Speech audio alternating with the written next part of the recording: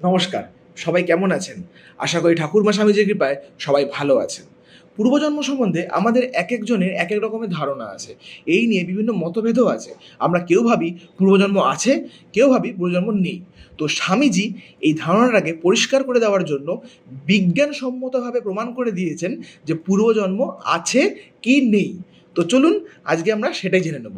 তার আগে আমরা ঠাকুরমা স্বামীজিকে প্রণাম করে নেব।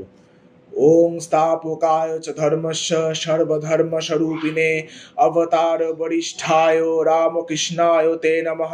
ओं जननीं शारदं देवीं रामकृष्णं जगद्गुरुं पादपद्मे तयो स्थित्वा प्रणमामि मुहुर्मुहुः।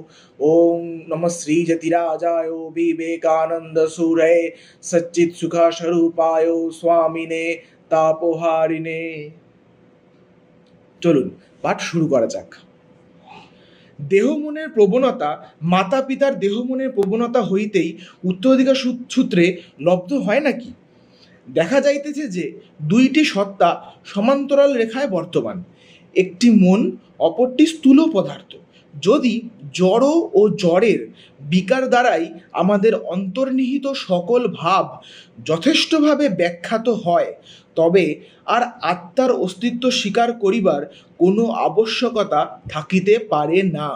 কিন্তু জড় হইতে চিন্তা উদ্ভূত হইয়াছে, ইহা প্রমাণ করা যায় না। এবং যদি দার্শনিক দৃষ্টিকোণ হইতে একাত্মবাদ অপরিহার্য হয়, তবে আধ্যাত্মিক একাত্মবাদ নিশ্চয়ই যুক্তিসঙ্গত এবং জড়বাদী একাত্মবাদ অপেক্ষা ইহা কম বাঞ্ছনীয় নয়। কিন্তু বর্তমান প্রসঙ্গে এই দুইটির কোনোটিরই প্রয়োজন নাই। আমরা অস্বীকার করিতে পারি না শরীর মাত্রেই উত্তরাধিকার সূত্রে কতকগুলি প্রবণতা লাভ করে, কিন্তু সেগুলি সম্পূর্ণ দৈহিক। এই দৈহিক প্রবণতার মাধ্যমেই মনের বিশেষ প্রবণতা ব্যক্ত হয়। মনের এরূপ বিশেষ প্রবণতার কারণ পূর্বানুষ্ঠিত কিছু কর্ম। বিশেষ কোনো প্রবণতা সম্পন্ন জীব সদৃশ্য বস্তুর প্রতি আকর্ষণের নিয়মানুসারে এমন এক শরীরে জন্মগ্রহণ করিবে যাহা তাহার ওই প্রবণতা বিকশিত করিবার সর্বশ্রেষ্ঠ সহায় হয়।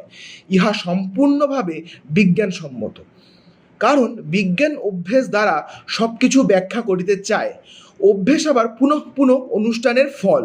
সুতরাং অনুমান করিতে হইবে নবজাত প্রাণীর স্বভাবও তাহার পুনঃ পুনঃ অনুষ্ঠিত কর্মের ফল, এবং যেহেতু তাহার পক্ষে বর্তমান জীবনে ওইগুলি লাভ করা অসম্ভব, অতএব অবশ্যই পূর্বজীবন হইতে ওইগুলি আসিয়াছে। নমস্কার।